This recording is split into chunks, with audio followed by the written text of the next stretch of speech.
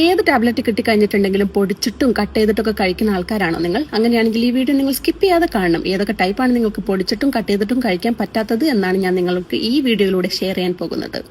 കാണില്ലേ ഗൈസ്?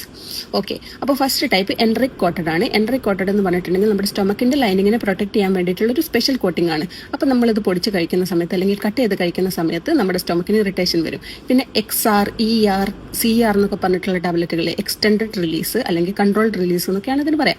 അങ്ങനത്തെ ടാബ്ലറ്റ്സ് ഒക്കെ നമ്മൾ കട്ട് ചെയ്തോ പൊടിച്ചൊക്കെ കഴിക്കുകയാണെന്നുണ്ടെങ്കിൽ അതിന്റെ ഓവർ ഡോസിങ് വരും. അപ്പോൾ നമുക്ക് ആവശ്യത്തിൽ കൂടുതൽ ഡോസ് നമ്മുടെ ശരീരത്തിലേക്ക് എത്തുകയാണ് ചെയ്യുന്നത്. അപ്പോൾ അത് നല്ലതല്ല.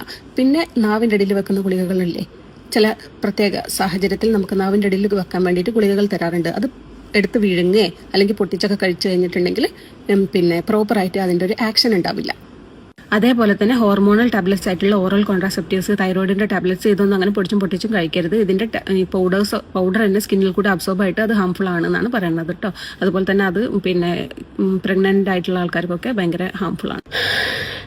പെട്ടെന്ന് പറഞ്ഞ് തീർത്തിട്ടില്ല എന്നാണെന്നുണ്ടെങ്കിൽ ആളുകൾ വീഡിയോ സ്കിപ്പ് ചെയ്ത് പോകുന്നു പറഞ്ഞു. അതുകൊണ്ട് പെട്ടെന്ന് പറഞ്ഞ് തീർത്ത് ആകെ ശ്വാസം മുട്ടിപ്പോയി ഗൈസ്. അപ്പോൾ കാര്യങ്ങൾ മനസ്സിലായില്ലേ?